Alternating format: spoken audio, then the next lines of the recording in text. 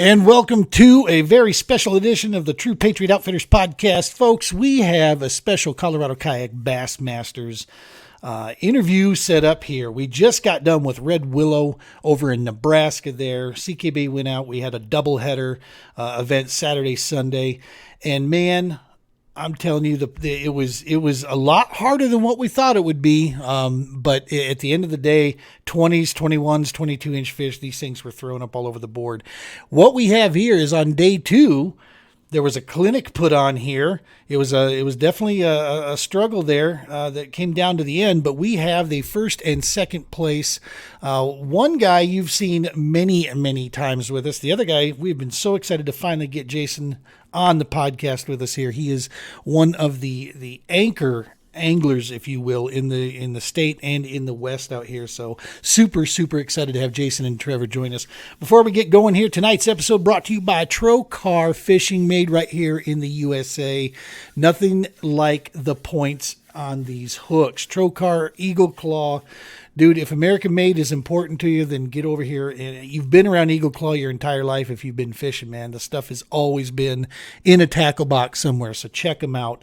We're proud to be with Trokar there, and I know it has improved our game a ton. Secondly, bringing this podcast to us here tonight is Blackfish, because you can't choose the weather.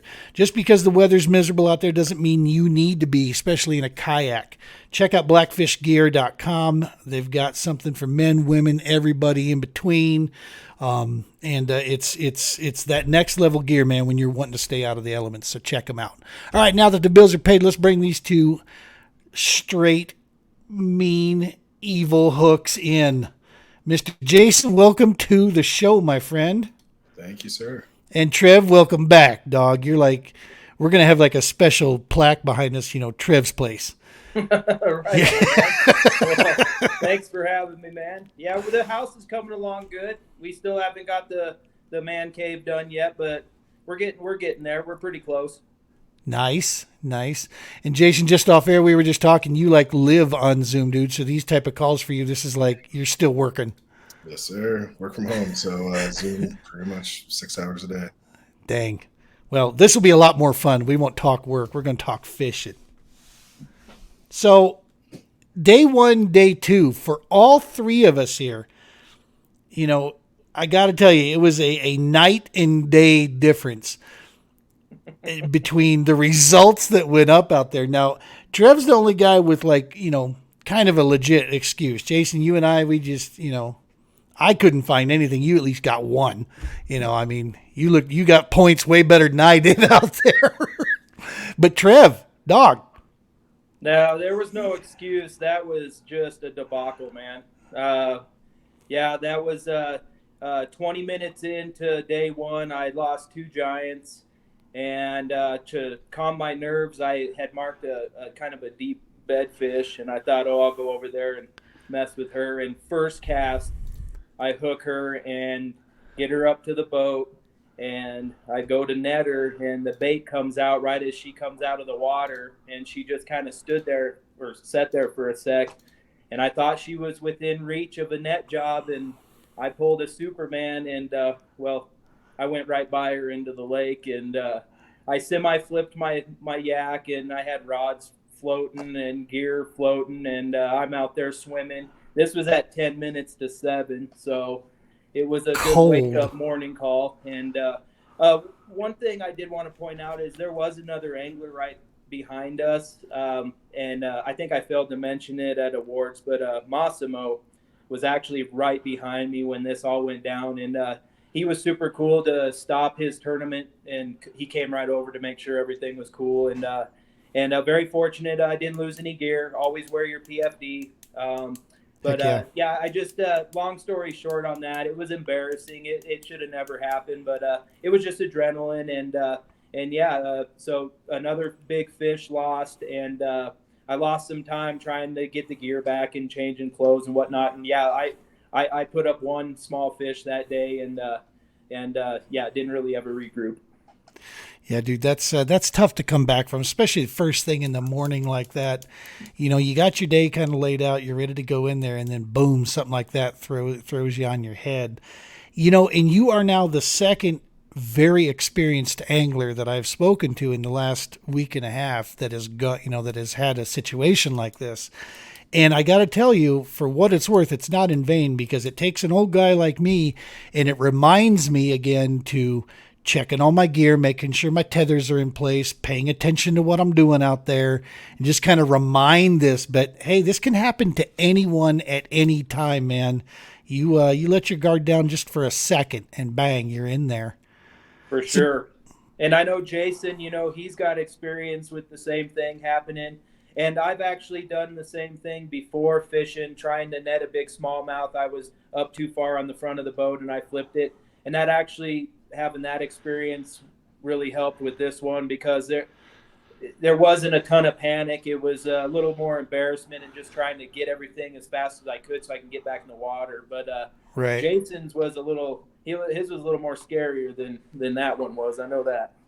But that wasn't this weekend, Jason. No. No. It was it was probably 8-10 years ago on Lake Fork out in Texas. Lake Fork. Yeah. So Dog. I was in another kayak at that time, and it was really windy. A group of us were fishing the TOC back then. We're all hiding out in a cove, but you got to make it back to the boat ramp at some time. So we convoyed back, and I made a bad decision. I took a corner a little bit too wide, and a roller hit me broadside and just rolled me over. And it was you learn a lot, right? And at that point, I wasn't as lucky as Trev. I lost 8, 9 rods, batteries, all sorts of stuff. And oh my gosh, coming back. I was just hoping that I wasn't going to take a stump in the butt, or like a gator was going to bite me. Lake Fork, Texas, a little bit different than Nebraska or Colorado lakes. There's definitely some more stuff that'll get you. But kind of like what Trev said, we had a convoy. There was 6-7 other anglers that we were all kind of head back together, and they grabbed as much as I could, or as much as they could. They got me to the bank. One of them ripped off their hoodie and handed it to me, even though it was a medium and not a medium. But made the world of difference. And it's one of those things. I think we had dinner that night on Saturday night, and I was kind of talking. If you spend enough time in a kayak, it's going to happen. Yeah. And just making sure you're comfortable when it does happen. Making sure you always got your PFD on. Making sure you kind of keep your wits with you when it happens is probably the most important part. Yep. It's that lack of panic mode, dude. That's the key is calm down, get your bearings about you, figure out where the heck you're at, and take care of yourself first, the gear second. Yeah. Gear can be replaced for sure. So, yeah, man. So, Jason, talk to us about your day one. The looking here, none of us were, you both got at least one fish there, and I was a couple spots behind Trevor there with no fish. That was, I got all the pictures I put up. I got catfish, I got walleye, I got everything but what I needed that day. You put up a good size one though, dude. You got an 18.5 incher you put up on day one. So, I mean, you found one of them out there. Yeah. I got to pre-fish on Friday. Thought I had a little something to work with on day one. And, I went out there, threw some top water first thing in the morning, and then just started kind of flipping trees, flipping some of the weed lines, and got that first one, which definitely helped. But just the difference between like top 5 finish and the 10th place finish, a lot of times it just comes down to how clean you fish. Yeah. And like a lot of other anglers during this tournament, I hooked into a few other ones. They jumped, spit my hook. Things just didn't quite work out for me on that first day, but But I was able to, get that one on the board, which at least I didn't throw up the blank. Yeah. Sorry, Gene. No, it's all right. Trust me, I'm holding it strong down here. Skunk train, man. I'm all good. I'm good with it. But, we're still trying to figure. I think the biggest thing with that lake was it's in a funk, right? It's in kind of a weird place, right? A ton of rain that's happened there. I think I read it's almost 10 inches of rain in that prior week. Wow. They came up, from what I heard, almost 2 feet within 7-10 days. Yep. Water was muddy in some spots. Water temperature was, I think, less than any of us kind of expected. I know some days on Thursday when I was talking to some of the other anglers, they were saying water temp was in 76, 73. By the day I launched, I never saw 70 that entire day. I think I launched at 67, got up to like 68, 69. There was probably more fish on beds than any of us expected at that point, or still in the spawn stage. Totally. And expected it was going to be post-spawn. So I think it was, unexpected place because, it's Nebraska. It's a little bit different for all of us, but also the conditions, I think, have quickly changed in the past week, 2 weeks that also threw a wrench in things. So I think a lot of us were just kind of scrambling, trying to figure out stuff fast. You hit the nail on the head there. The funk for sure, because like last year, it took over 90 inches to win that thing. And day one here, only 4 guys out of 23 serious anglers there, only 4 put up a limit. It was tough, and the biggest limit was like 86 and a quarter, and that was Matt Flanagan, with the win there. So yeah, that was it was just acting weird. They weren't where many of us were thinking they were going to be, type thing. And once you seem to find them, then you could get on them, and they were willing to play. But Trev, did you see the same thing I did, dude? These fish were just angry. When they got a hold of the bait, dude, they were just angry fish. Yeah, it's a different caliber of fish out there, and during pre-fish, I found good fish in a couple different spots, in a couple different phases. On Thursday when I was out there, the couple fish I caught out on Main Lake, they were post-spawn. They were long, skinny, which kind of I'm glad I didn't really follow that too much. Because I think I would have got lost doing that. I just don't think there was enough to contend looking for those fish. So moving in and finding some of these big fish that were up shallow, some of them on beds, they're a different animal out there to fight. And just like Jason said, a couple of them coming unbuttoned, and then even having them in the boat. They're quite a handle to get a hold of there. Yeah, they for sure were. So that was Monday, dude. It was it was a tale. I know a lot of folks went out to dinner that night, again for a second time. I personally I went to Subway, got my protein bowl, and went back to the hotel. Literally powered up my Garmin there in the back of the pickup, on the yak, and started looking over a couple things, looking at things that I had marked, and just really tried to get my brain straight. It's like, okay, what the heck is going on here, and so just try to get some stuff put together. So day 2 comes out. I launched personally from a completely different, well, not completely different. I launched Willow the first day. I know you did too, Trev, and good God, that ramp was nothing to, that about killed me. One. Dude, if I pedaled like you guys, my kayak would still be at the bottom of that ramp. There's no way I could have got that thing up there. Yeah, it's a tough ramp coming back after the end of the day for sure to get up that hill. Yeah, but so that day 2, I launched, and Jason, you launched. The two of us, we launched from Spring Creek. Where did you launch from, Trev? I went out of Willow again. You went out of Willow again? Yeah. Gotcha.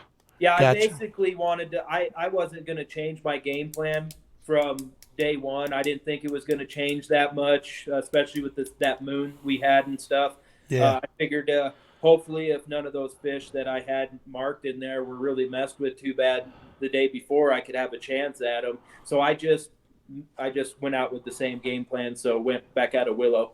Nice. And Jason, was spring always in the cards for you to go out of that day? Did you launch from there day 1 as well? Yep. So both days out of there. Well, both days out of that spot. That's typically where I've launched from. Yep. I've launched from the other side once, but for the most part, I just can't launch out of that side. It's the most accessible. It's probably the area I know the most out of that lake is, that northern cove there. Yep. Yep. Northern Finger. So last year we came here, and I think it was August when we got here, blazing ass hot. It was at least July. I went to the south and went all in on the south. Went way up to the entrance there of where there's just trees left, and the inlet piece is coming in. Pitched trees until I was blue in the face, and I think I wrangled up a couple rats by the end of it. And everybody that went north got pretty healthy. So day one, I go north and I skunk. The guys that went south, Matt, and a couple other guys that went south, they got healthy. And I'm like, okay, I'm just done at this point, man. What is going on here? It was so, but the way I looked at it was, number one, I want the ease of use of that ramp, the Spring Creek ramp, super easy. And then I had, the things that I had marked that I wanted to go fish on day two were all in that north up there. So I was actually kind of surprised, Jason, that there was only a few of us. Like Massimo came out, stopped immediately, very close there. And I think it was you and I went the furthest up. And then I think Kenny Hood came through there, and Johnny came through there once, but they didn't last long up there. They pulled out, and it was just you and I up there at the north areas for sure. And that kind of surprised me a little bit. I think maybe from day one everybody was trying to buy into the southern game maybe at that point. I think it kind of tends to happen on that north side. Just even prior tournaments I've fished here, people kind of go to like where that narrows up a little bit, and then I think the field gets a little too shallow in the back. It's a little bit more off color in the back, and they tend to kind of, push back out. Especially when you get back there, there's just, so much standing timber and stuff like that. There's just a lot back there. So I think sometimes, a lot of anglers kind of push back out to the main lake where, it's a little bit more isolated cover, just a little bit more, set up a little bit differently out there. Yeah. So I'm going to share this screen real quick. Let's see what that does for us. I need to turn this off. So this is day two. Talk about another struggle bus. There were 3 people that put limits up, and that's us, the 3 of us, gentlemen. That was it for the limits. It was, there was a few more people catching a few more fish. But still she was fishing tough, very, very tough out there for sure. But let's go ahead and start, Jason, with you. Let me get rid of this screen. Talk to us about your day two, man. Walk us through that second place finish there, and what led you where? I just launched from the same side. Kind of, knew I had to do something a little bit different. Even though when I was driving in, I think we couldn't miss that moon. So no kidding. Crossing my mind, where it's just like, well, maybe we're gonna have some new fish push up. Maybe they're gonna go a little bit shallower. Everything I caught was in sub 5 feet the entire weekend. So I kind of felt like, I'll run the same pattern in the morning. I didn't have a great pattern. Like I said, I hooked 3 fish, only boated 1. So it's one of those situations where it's like, I'm just gonna go out there and fish, see what happens. Hearing some of the stuff at the award ceremony, some of the things that people were throwing, some of the stuff that was won at past tournaments, what was won at last year's tournaments, just kind of all fed to like, well, I guess these are the baits I'll have on. And as I kind of pushed into the back, I started doing the same thing I did on day one, where I was just flipping shallow trees. I was not focusing on anything deeper than 5 foot, because during practice and even on day one, I threw a lot to trees in that 6 to 7 foot range, and you can see some of the fish down there on scope, but they just weren't having anything to do with it. Yeah, I was catching a lot of other bycatch when I would throw into those deeper trees, like pike or catfish and some of the other stuff. So I focused on really, really shallow wood structure, or anything up there. Flipped and pitched like a Yamatanuki or a Texas red craw. Caught a couple little fish. Caught one, right next to Eugene. I don't think super happy. I think his back to me was just like, was that a walleye? Because I caught a walleye out the same spot. I caught a little bass. It was like 12 and a half, 13 inches. Yes. So I'm up by, I knew I had to re-rig, and Jason and I were coming at each other. Like I was working the bank this way, he was working this way. We were throwing different techniques. So I was told like, you know what, we could leapfrog each other on this, you know? So I asked him real quick, hey man, you going through? And he's like, yep. I'm like, cool if I jump around, you know? We communicated it out. Well, I knew I had to re-rig, so I pulled out of the way. And I'm sitting there, yeah, I got my back, and I hear splash, and he brings something in. I'm like, please tell me that's a walleye. Nope, it's a little bear. I'm like, yeah. Yeah. One of my favorite things to do is catch fish in front of other people. Exactly. Welcome to the show. Yeah, so, you know, it was catching a couple little fish in the morning, kept on pushing my way back. Explored some new water that, you know, I haven't really fished. I fished a little bit. I definitely pushed back further than I've ever pushed before just because, you know, like I said, day one wasn't awesome for me trying to figure out something new on day two. So I pushed all the way into the back where the other launch spot is back there, a little flat area. And, you know, that was really probably unfishable back there, super shallow. Brazilian. It was. Got down to about 1.5 feet, but it was like super muddy back there. So I was going to say chocolate milk back there. Yeah, so then I started pushing back out on that opposite shoreline, and as I kind of moved my way back out to the opening there, I caught my first good fish on a black buzzbait right there on that corner, and I think Gene, you were actually right around me too when I caught that first one, and it was my first good fish for the tournament day. It was probably like 8 o'clock, 9 o'clock, and I decided to continue to throw that. And you know, Trev knows me; I'm a pretty methodical guy when it comes to fishing. So once I caught that, I kind of moved my kayak 20, 30 feet at a time, power pulled down, and just fan casted every little nook and cranny and hit every single weed spot that I could find. And I was kind of catching a fish every 20 minutes, 30 minutes, kind of picking the areas apart. You know, finally got my limit uploaded, and that's when I saw, you know, because I don't really check the Tourney X very often because I don't think any good comes from it. Right. Only check it when I upload my limit. So I took a quick glance at it, thought I was in pretty good position, and then kind of continued that pattern back and forth, really beating up that bank. But you know, as the day kind of went on, I think it got a little bit tougher because I was in a little bit of an argument with a herd of cows a few times. And, you know, every time it came out further and further in the water. And by noon or so, the entire area was so muddy, chocolate milk. And then you know, last minute, I tried to make a couple moves to try to, you know, bump it up a little bit more, try to get that last call. Lost a couple other ones on a buzzbait, but that's just kind of the game with topwater. But dude, you know, it was all right. So as a spectator of this, by this point, I knew I was in first there for a while, and then Jason uploads all this stuff, and he takes over first place. So I'm like, you know what?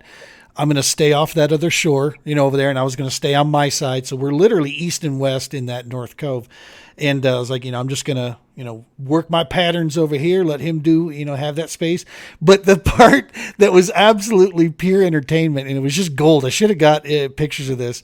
There was, I mean, dude, we're not talking like a couple cows. We're talking like a herd of 30 Black Angus were down in here, and they were loud and obnoxious as hell. I mean, some of them, the moos sounded like they were in trouble.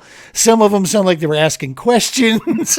I mean, and Jason's over there, excuse me, and he's fishing around them. This is all going on. I'm like, oh my God, that is just amazing. So Jason goes further up the bank. The cows pulled out. They kind of, you know, went up the hill a little bit. And I'm like, oh, sweet.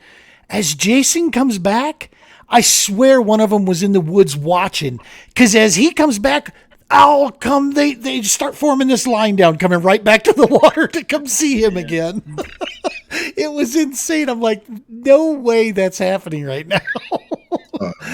Yeah, and that's when they started to really, like you said, they started coming out in that water, man. I'm like, good God, are they going for a swim? What are they doing out there? Yeah, and it probably didn't help that. And I actually was thinking to myself, I'm like, man, if Gene hears me, he's going to think I'm nuts. Oh, I'm moving back at them at the top of my lungs because, like, what else are you going to do? It's a comical situation. It's, you know, I kind of heat stroke.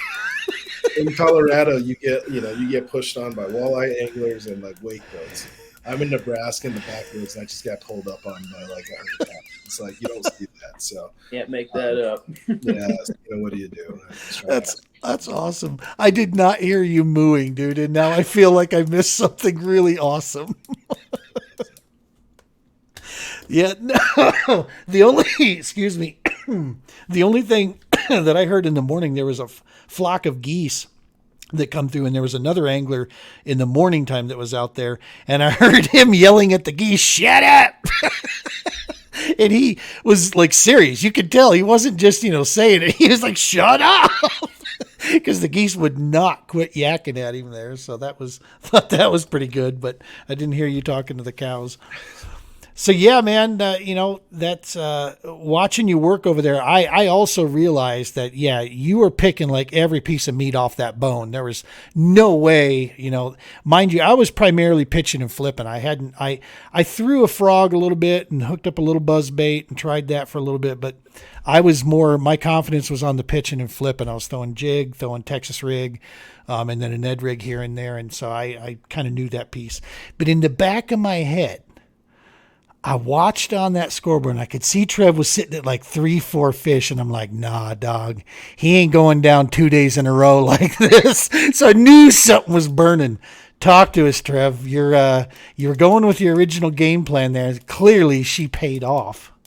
Well, yeah, I just wanted to start because I felt during pre-fishing, the fish I had found, I was like, well, I could definitely, I could be in this thing.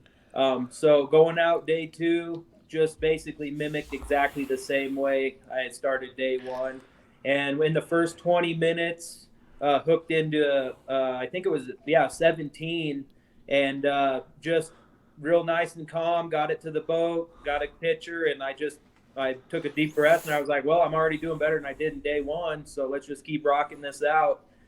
So, and Jason knows, day 1, I basically would stay over in that area of Willow for the first 2 to 2.5 hours. And then there was 2 spots down where kind of you guys were on day 2 that I would go down and hit mid-morning, stay down there. Cause by then we were getting kind of a little bit of a wind to start going down there, a little bit of a chop. And in pre-fishing, I actually got into some good fish down on them 2 points. So, day 1, Jason and I, we were kind of down in that same area.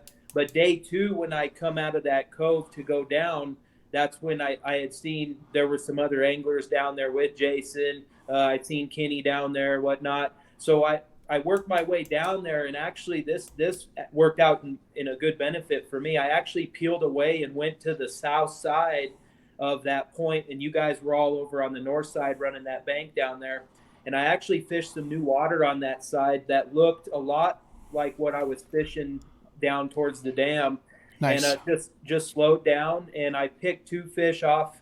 I think 2 fish off in there with an OSP beaver Texas rigged on a lightweight, just really, really slow, just messing around in there. There was some fish in there. They weren't of size, but there I was getting quite a few bites, some shorts in there. Nice. So I hung in there for a while, and then I worked my way back towards the south end and working my way back towards the dam, kind of just still sticking to that game plan that would put me ultimately back in Willow with about an hour left to just run it one more time, see if I could get any stragglers in there. So around 11:30, 11:45, I had 3 fish or so, and I knew if I needed to try to make a run at this thing, I needed it to get around bigger fish. Well, out on the main lake out there, there's down towards Willow, there's some rock piles that are pretty well known down there. So I know there was some fish that probably were pulling out earlier that were staging their, possibly post-spawn, pre-spawn, that might be staging in those rocks. So I just decided to break over there, and I got to a group of 3 rock piles over there, and I marked there were some fish down there. And on my second cast with a weighted wacky, 5-inch wacky rig, I hooked into that 20 1/4. And nice. I knew right away, man, I needed this fish bad. And got it in, got the pick submitted, fished those piles a little while longer, nothing. So now it was time to finish my game plan of going back into Willow there. And the first little arm past that boat ramp, I come around the corner, and I stood up, and I was just kind of pitching real shallow with a wacky rig. And as soon as I stood up, I seen a fish sitting right off the bank. And I Nice. hit the 360 in reverse. I backed up. I waited a minute. I pitched right to it. Boom, hooked up. It's an 18 and a quarter.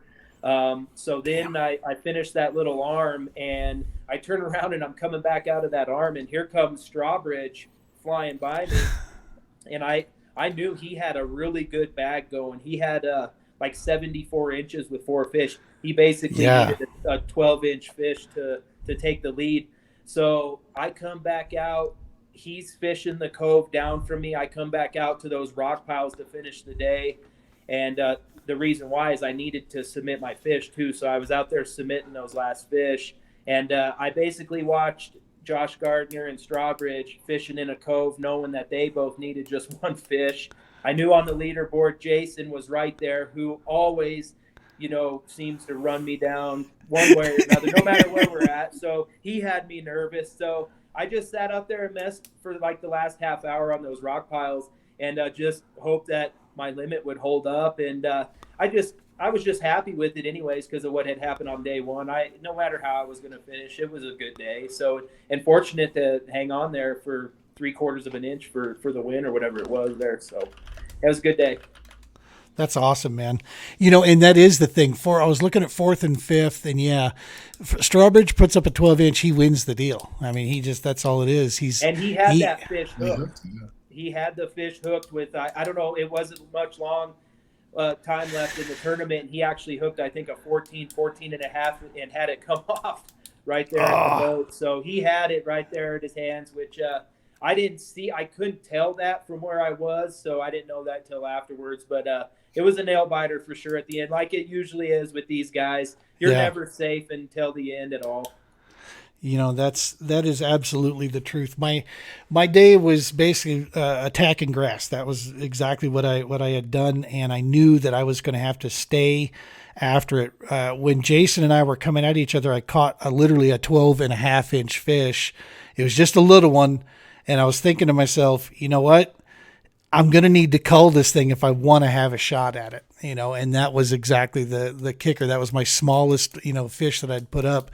And it was just a matter of, I owned the 15 range, Jason owned the 16 range, and you had a smorgasbord from 20 to 13, out there. But it was lacking that kicker 20-inch. That was the thing. I kept just trying to channel the good juju. 1 20-inch fish. That's all we need. Come on, baby. I know you're in there somewhere. That's any cast at that place. It is. Cast. There's a 20-inch at that place. I mean, the quality in that place is unlike anything we find out here. I think this tournament was such a success on so many ways for so many anglers. Not only that, a bunch of us hooked our first tiger muskies out there. I hooked a giant tiger muskie on Saturday. I know a bunch of other guys did. I know a couple guys landed their personal best largemouths. It was just a killer tournament all the way around. And Jason, you've been doing this, since like dirt was invented, man. You know this stuff, especially around this area. It really is that sometimes when there's adversity like this and, you have to go again, sometimes that makes for the best tournaments. You can take more away from stuff like this, that you can apply forward. Don't you think? Oh, absolutely. I was talking to a couple of anglers after day one. A lot of people struggled. I was one of them. There were some that were pretty frustrated, and I was kind of talking to some of them, and I think the one thing I kind of said a few times was like, just gotta take something away from it, right? And we all have good days and we have bad days on the water, and as long as you learn from it, it just kind of puts you right for that next situation when you come across it, right? Like I can tell you, last year, Josh Unger smashed us on a buzzbait on that lake. And in my mind at that time was like a buzzbait. It's a morning thing. You're right. It's an overcast thing. And last year it was not overcast. It was sunny. It was hot as hell. And he fished it like dedicated all day and smashed us on it and did really well. I think he was fishing a little bit different area of the lake, but he did really well with it. So, that kind of put into my mind and, helped me on some other tournaments last year and ultimately, aided into, Red Willow this year, especially with some of the other guys throwing it. I know some of the boat tournaments have done well out there. So, just being able to kind of take away something from these things. You never know, like, I know Trev and I had a tournament last year at Trinidad. I'm gonna bring up some old feelings for him. So.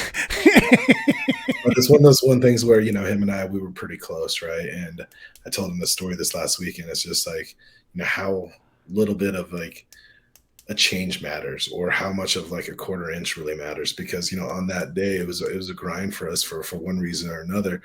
And I think we were in like the mid to low 70s as far as inches go, and I had like a 12.5-inch fish on the board, and I caught one super late in the day, 1:30, 1:45. That was 12 3/4. Once again, I don't really check the leaderboards. I didn't know where I was at. I didn't think I was doing very well. Got back to my truck. I started kind of loading. I'm like, I got this fish. I might as well load it. It gives me a quarter inch more. Come to think about it, at the end of the day, that's actually a tournament that Trev and I were first and second. And I beat him by a quarter inch. Right. So it's one of those situations where, like, you never know how it's going to end up. Take a look at it. Try to get a lesson out of the bad days so that you can have better ones in the future. And it does help when you have the success piece. You can handle those days that are not as good. You can handle them easier. It's harder when you have a string of unsuccessful pieces together, because then you can't help in our sport but to start thinking, I am the issue. What the hell am I doing? What am I not doing? It starts to get there. So to have a good day out there where you match with the field, that goes so far. I can tell you that firsthand experience. What I took from this, as far as able to now really truly assess my practices and my pre-fishing from a kayak. What's because I'm still learning the kayak game. Every day it is such a different monster than the boat world. So learning how to dial that stuff in cleaner, and just gaining that confidence that, dude, you've seen you can, you know what you're capable of out of a kayak. Now just get out there and, keep your head down and fish to that last, No. yeah, you have to go to the end. I even in my head, when I know it's like, if I hook one right now, I may not have a shot, but I'm not going to stop until the alarm goes off at 2:00. So we're going to reel to the end there, have a good story if we need it. But you said something there that rings really true with me, because when I think about this stuff, you talk about like you have a string of a few bad days, and it's like you can't help but blame yourself. Yeah. But I think you turn that around, and it is all about yourself, right? Because like you're the person that can cause the change with it. It's not, we're all fishing the same conditions essentially. So you're the person that can make that change. And I think that's the biggest thing. It's like, when you take a look at it, and when those thoughts kind of trigger like a response, and that response triggers the right decision, and that, creates a better day. Totally, man. Totally. And that's, you guys have traded back and forth, man. Has it always been this way, or am I witnessing kind of a new, because you guys, it seems to be when one of you does well, both of you do well, and then it usually boils down to the two of you, and the rest of us are scrapping up for third place. So has it always been that way with you guys, or is this a new thing? I would say no, just because for every time, Jason and I have battled, there's been 5 times more that he's taught me. He was in this game way before I started. And he has always taken me under his wing and taken a lot of my money too over the years. I credit a ton of my growth from where I've come to guys like Jason, Paul, Big John, that have given me a wealth of knowledge of just bouncing ideas and always telling me to run with my own stuff that I've been comfortable with. So as far as of us battling back and forth, a lot of that is because of what I've learned, battling with these guys when I wasn't doing so well, and being confident in what I'm doing. But you never want to fish behind Jason or Paul or anybody like that. I mean, and I'll say this again, and I've said it before, Jason could catch a fish out of a puddle in a parking lot if you give him enough time. I mean, the dude is such a hammer. He's been a hammer for such a long time. I'm happy to call him a good friend. Even though we battle on the water, we share dinner and drinks afterwards. We always bounce stuff and gear ideas, new lures, JDM stuff we're into. So no, I love the battles, but it's only been fairly recent that I've been able to really hang with him as far as And goes. you're not the first guy to tell me about this. And this is the part that for a newbie like myself coming in, this is the part. So Jason, you were, one of the founding members of the CKFC in the state, which is one of the most prolific and phenomenal, kayak fishing clubs in the West, right? It's huge following on Facebook. Amazing group of individuals sharing information, helping people get in, and learn the sport, the right way. But what I can't wrap my brain around is you don't look that old, dude. So did you start like at 12? I'm over here aging like milk. What are you doing that's keeping you young? I think the first thing is just that soy sauce peel that I go through. Asians not raisin. I don't know. There's a lot of things. It's I've been doing it for a while, that's for sure. And I'll be honest. My first tournament fishing and recreational fishing are completely different, aren't they? Though, and you see it every year. New guys that come in, and you accept the. They're joining the group and the fraternity of anglers out here, and we're a pretty, tight knit group out here, really. Yep. But you always see those guys that come in. It's just like, how do I get AOY? What's the tournaments? All this stuff. It's like, to take a breath, because it takes a minute. And I remember I struggled. When I first came in, I've been doing tournaments for 10 years now, 8-9 years, something like that. The first few years was tough because it's a mental game, right? Like, those bad times where everything seems to go wrong. You're sitting there in your kayak and you're wondering, like, did I make the right decision? Should I even be doing tournaments? Some of those thoughts still cross my mind. It's like, what am I doing? Do I even be tournament fishing? Should I just go start my OnlyFans page and just live off that? Not there on the lake, right? And there's a lot of things that you got to kind of overcome. And I think once you kind of do a bunch of tournaments, you get it under your belt, you kind of know like things kind of ebb and flow. You're gonna have some tough days. You're gonna have some tough hours. You're gonna lose some fish. It's kind of how you come back from it. And it took me a long time to kind of figure that stuff out and just try to keep my cool when the times are tough, and know that things will get better. That's awesome. Well, listen, guys, I can't thank you enough. Next deal for the CKB isn't until September, man. We got a little break now. Although there is a special kind of novelty event that's going to be taking place over Father's Day weekend up at Water Valley. That's going to be super cool, but that's a kind of a private closed off event that's going to be going on there, testing the waters, pardon the pun, for possible future, thoughts. But yeah, the next big CKB event is, I want to say September,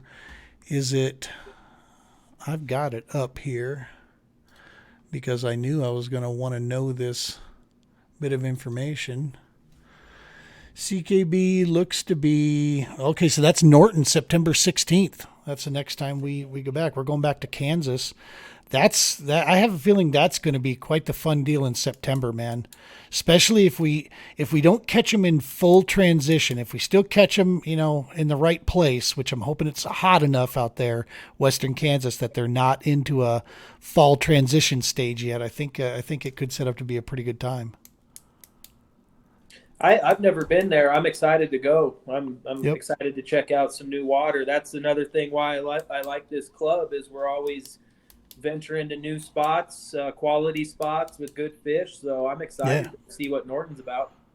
I know Maddie's been up there a couple of times, just kind of pre-fishing, checking the place out, and he's always putting up good pictures.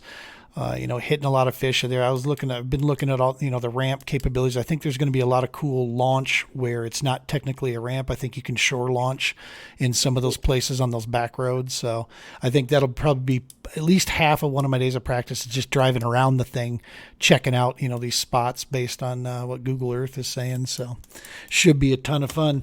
Well, listen, guys, again, thank you so very much. Jason, thank you, brother, for making. I know you're a busy dude. Throughout the deal, we've been wanting to get you on here. Like I said, you're an absolute anchor member to the fishing community, especially in Colorado here. So many of us owe a great deal to you, blazing the path for us out here and putting this in. Yes, it is an absolute pleasure. I will say this personally: the couple times that you and I crossed there, that's the way it's supposed to happen between anglers.